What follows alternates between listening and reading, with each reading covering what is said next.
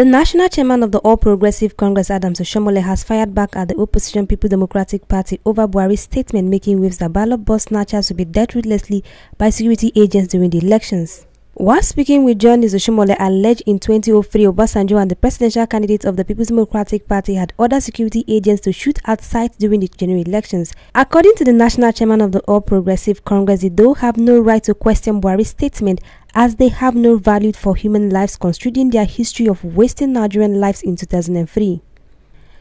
President Muhammadu Buhari, while speaking at the caucus meeting of the All Progressive Congress in Abuja, warned that anybody with the intent of snatching ballot boxes during the election is at the expense of their own life, as the security operatives will deal ruthlessly with them. Oshiomhole recalled how lives were claimed in South Nigeria and Benue State, adding the People's Democratic Party have never won an election without rigging.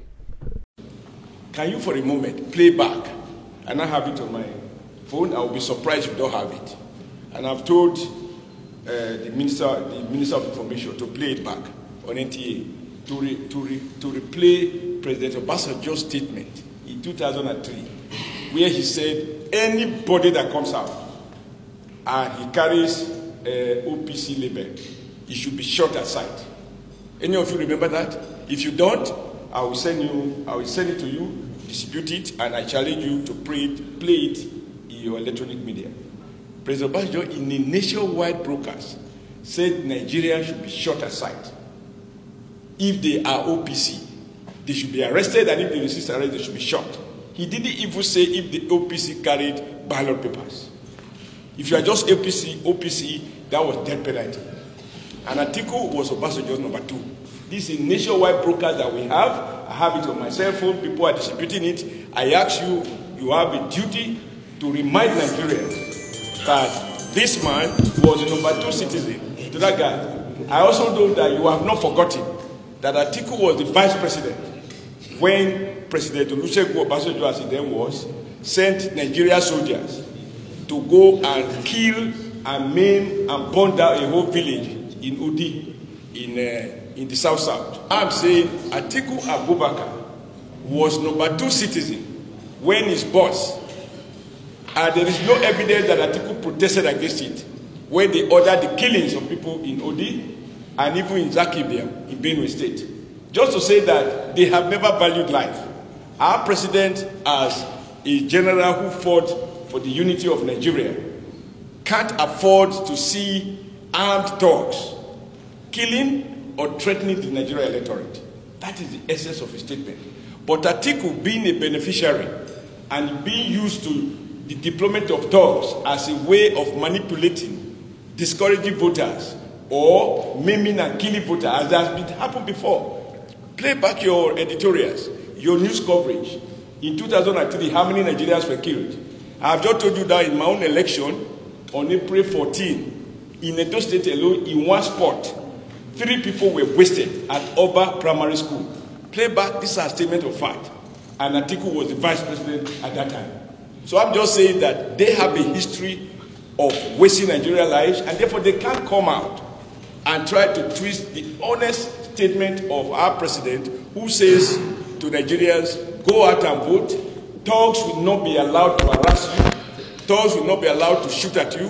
And anybody who tried thuggery will be dealt with squarely. He did not say shoot at sight.